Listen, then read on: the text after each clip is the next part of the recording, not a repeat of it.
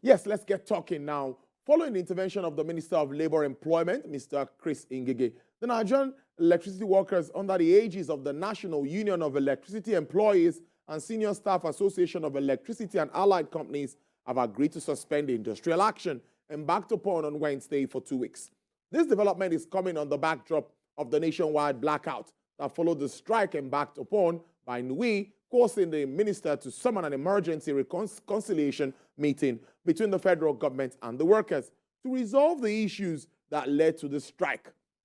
It will interest you to know that the union on Tuesday, August 16, grounded the operations of TCN nationwide, while with picketing of its offices across the country for reneging on the agreement it has reached with the union some years ago. Well, to give us more insight to this development, of course, the deliberations made at the meeting with the federal government, I have joining me live from Abuja via Zoom the General Secretary of the National Union of Electricity Employees, Mr. Joe Ajaero. Good afternoon. Thank you very much for your time, sir.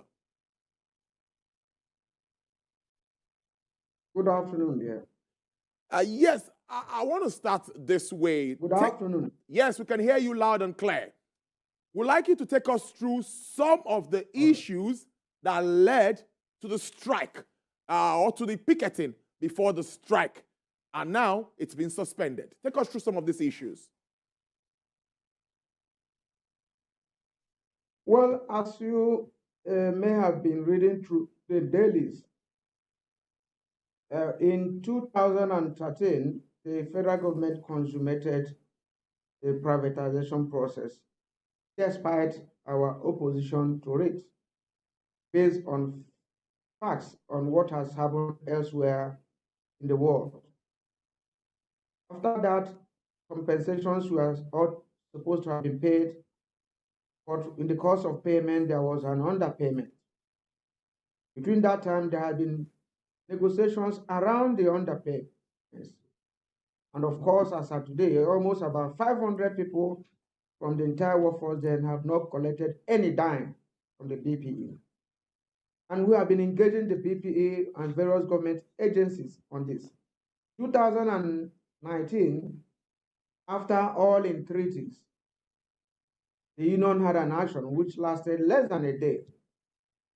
And the federal government, through the office of the Minister of Labor, Minister of Power, and at the National Assembly complex, the House of Rep, signed an agreement to implement. And between December 2019 to date, none of those agreements have been addressed. I say none of those agreements have been addressed. And we have been writing letters, sending reminders for that. While that was on, while the people they were owing have been trying to make a living, have been trying to get jobs elsewhere, the head of service of the Federation came up with a circular that those that worked there before can never be employed again in the Transmission Company of Nigeria and other companies. Meanwhile, all the people working there now were still people who have worked there before. And we try to call their attention to this. We wrote a series of letters to the office of the head of service asking for clarification on that black market so-called clarification, because the head of service at most could be a middle-some interloper, because the head of service was not part of the negotiation with the workers of PSN. It was facilitated by the office of the Secretary to the Government of the Federation. So where they came out from to come up to issue such clarification, according to them, was baffling. And they said that all the people that left there are being paid their pension that petard. And we have tried to ask them to define what they meant by pension. It appeared that there was a misconception that the head of service office couldn't differentiate pensionable jobs, people who are retired, people who are disengaged, and people who are retired. We wrote letters from March to date. Our letters were not acknowledged. We wrote other relevant ministries. Nothing happened. Now, finally, the issue of promotion. We had an agreement on the issue of promotion. NEPA, former NEPA, PSCN, TCN, and whatever. They do promotion every year. They do promotion interview, they do exams. But when it got to a level, at the executive level, that is purely management, that is assistant general managers, they don't do promotion for it based on our career path. This year, some of them were involved in courses abroad, some were at the airport. They said they should appear the following day for promotion interview without regard to an exam policy. And we said, no, we have not reviewed this. This condition of service will be subject to review by December. And they said the board has decreed, and so it shall be. And we felt that shouldn't be. So these are some of the issues, that came up. And then we had to start with the issue of picketing, believing that while the picketing was on, that something could be done. And we gave notice that after this picketing, we withdraw our services. There was no intervention, and we made bold our threat. It seems it looks sad when government has to wait until maybe there's a shutdown or downing tools or an industrial action by labor unions before they react or do what is right. As it is now, how hopeful are you? Like you said yesterday, I listened to your speech, like 2 weeks is not a decade. How hopeful are you that in 2 weeks, most of these issues identified will be addressed at least to a level where this strike would not continue?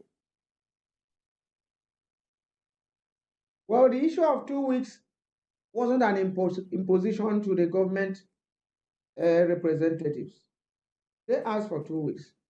And as a union, in quest for peace, in quest for reconciliation of all the contending issues in the sector, we said, okay, you asked for 2 weeks, we'll give you 2 weeks. So if they are not comfortable with 2 weeks, they would have stated it there. But if they had said 2 weeks, and we hope that 2 weeks should not be a period for pranks, it should be a period for serious engagement.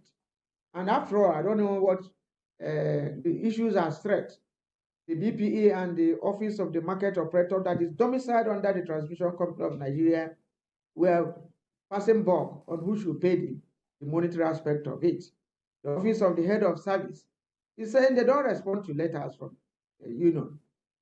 So we need to find out, whether all the people that worked in the power sector before and are still working today, they could be discriminated from those that they disengage, some of whom has even worked less than 1 year, some 4 years, from getting employed.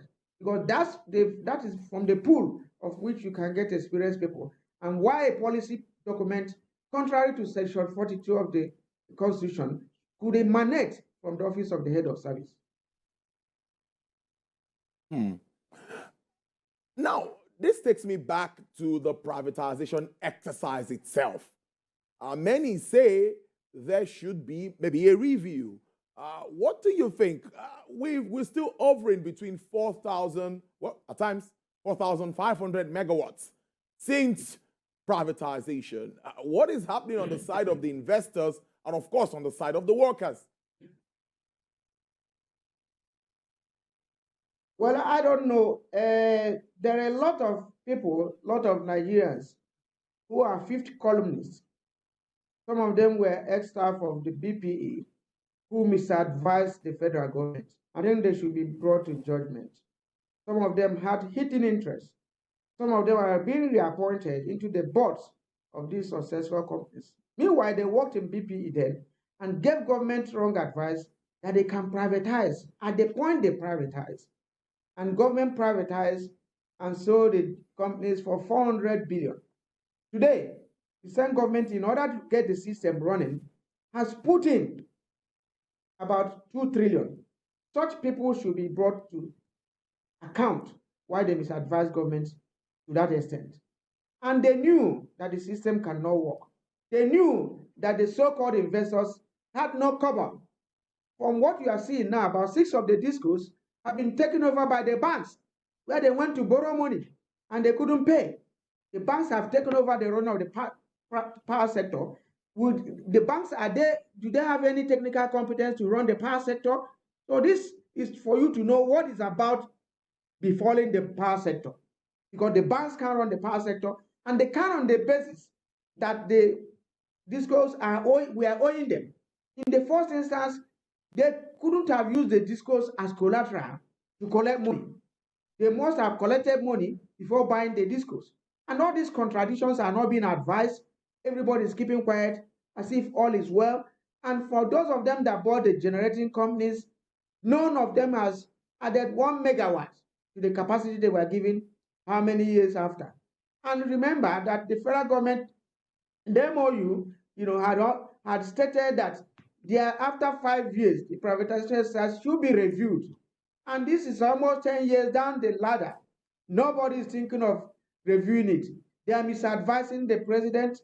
The president is putting more money into the system in a sector that has been privatized, in a sector that is there. I think something is wrong there. Some of the people that led us into where we are today, where over 2 trillion has pumped into the power sector for nothing to show it, where you sold your house to somebody and you are for 20 million and you are giving the person 100 million to repair the house. Such economic policy is not sustainable in this country, and such people must come up to account for their advice and misleading the Nigerian state.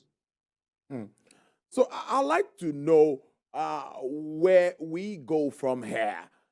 Because for Nigerians, all they understand is they want supply. That is what Nigerians will understand. You will fight for, of course, the welfare of the workers who will actually, run these engines and, make everything work as it should be. But what do you think? How do we get it right with our power sector? We've had partnerships with the likes of Siemens. We've done a lot. Like you said, money is everywhere. When are we going to get it right? Well, I think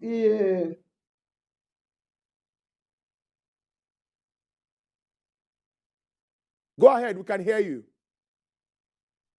Okay, I think for any country to get it right, yes, there must be a conscious master plan.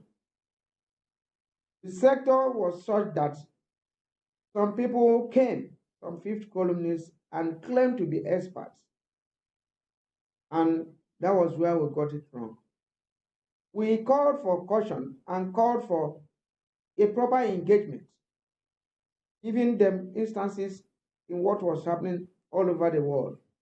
There was no country that its electricity sector was developed by the private sector. Never. It has been the function of the state to provide electricity. And at the point of availability, the issue of management is another issue. Who manages it? As far as there's 24/7. Now, we argued on all this. And the government then, through their advisors, now insisted that they must privatize at all costs. That was what brought us to where we were. And since that time,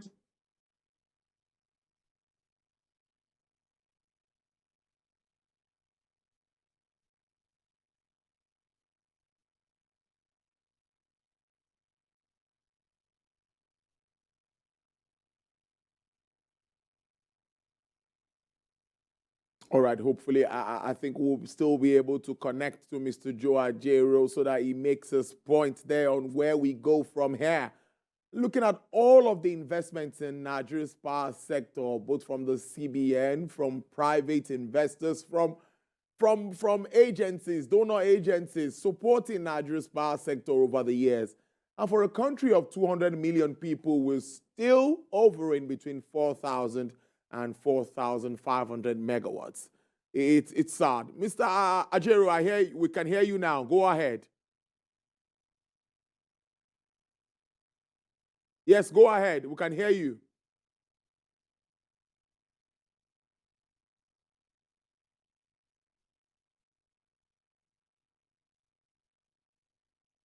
I think we need you to unmute your audio so we can hear you. Guess, yes, go ahead. Yeah, I said that was where we started getting it wrong. We planned to fail, and we are failing. We didn't plan to succeed. Now, today, Nigeria is one of the few countries suffering from power poverty.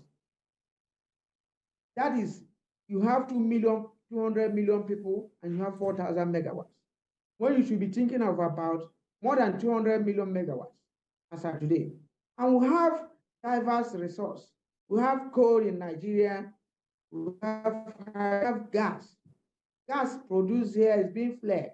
And the cost of gas to power, to the power plants, is higher than cost to other industries. Other industries, why they sell to them about $1.50, those in power, they sell to them almost $2 per kilo. And then we have argued and argued and argued. And even the gas we have here is dollarized. Nigerian, those generating electricity with gas are forced to pay it in dollar. And with the current movement and the exchange rate we are having, you discover that they are paying high. And that is what has constituted the current continuous increase in tariff, because they are buying gas with dollar in Nigeria, and then they are converting an naira to dollar to enable them to sell at an so-called economic rate.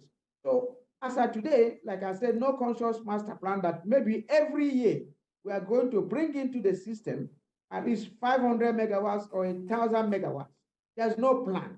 Last year, none came in. This year, none will come in. There is no power plant that's about being commissioned this year in Nigeria. Then you will still be on that 4,000 megawatts.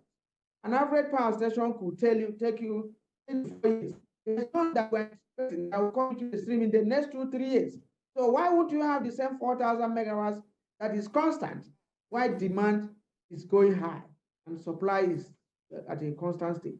So with this, we'll continue to be where we are. The so-called private sector came up to say that NEPA was inefficient and NEPA was not doing anything good, and they came and bought that same NEPA that was inefficient, and they have not done anything new.